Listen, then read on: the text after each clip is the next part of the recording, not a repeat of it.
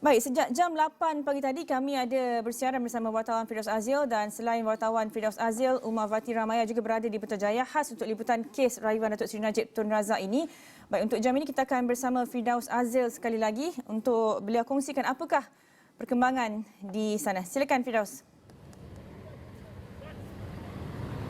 Okey, baik, terima kasih Malina. Selain daripada pekarangan Istana Kehakiman ini, saya difahamkan rakan-rakan media juga telah pun berada di kediaman Datuk Seri Najib Tun Razak beberapa sama ada di Pavilion Bukit Bintang untuk melihat sekiranya ada sebarang pergerakan. Kerana kita faham bahawa prosiding ini akan dilakukan secara hybrid, iaitu separuh secara fizikal dan separuh lagi melalui Zoom kalau tak salah saya, di mana pada pukul 8.42 pagi tadi ini saya memetik laporan rakan-rakan media yang mana Ketua Pendakwa Raya Datuk V. Tambaram dilihat telah memasuki ke Istana Kehakiman.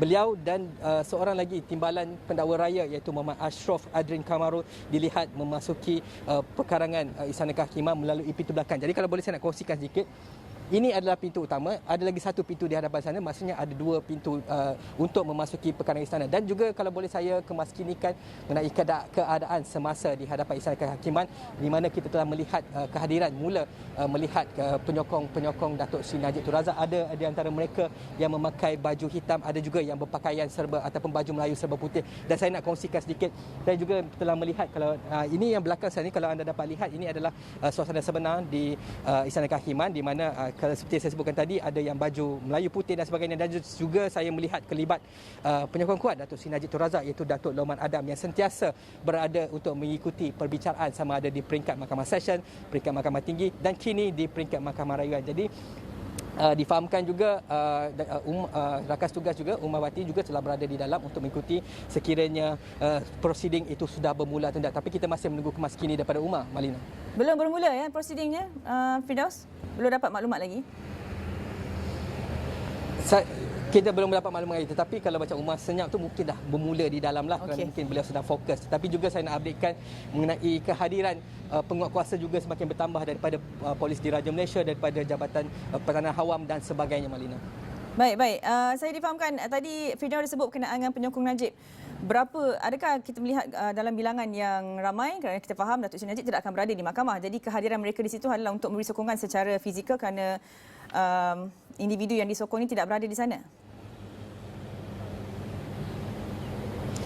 Boleh saya katakan dalam lingkungan, kalau secara pandaran ataupun anggaran kasar saya, dalam antara 50 ke 70 orang sudah berada di sini. Dia berbeza dengan sewaktu pada 28 Julai 2020, di mana kalau kita boleh ingat ketika itu Datuk Seri Najib pun hadir dan juga ratusan penyokong ketika itu membanjiri di hadapan kompleks Mahkamah Jalan Duta. Tetapi kali ini difahamkan kerana Datuk Seri Najib tidak dapat hadir, seperti kita laporkan sebelum ini, beliau dikira ataupun classified sebagai casual contact kerana beberapa pasukan ahli ataupun anggota pasukan pembelian beliau didapati sebagai kontak rapat, termasuk juga kalau tak salah saya anak kepada Tan Sri Muhammad Syafiq iaitu Muhammad Farhan didapati sebagai kontak rapat, dan juga bapa kepada seorang lagi peguam bela iaitu Habib Najib Singh, ayah beliau juga didapati sebagai kontak rapat kalau tak salah saya. Itu saya akan clarify kemudian. Tetapi pada masa ini saja yang kita boleh nampakkan. Anda juga dapat melihat kelibat-kelibat anggota penguatkuasa yang berpakaian preman dan sebagainya, Malina.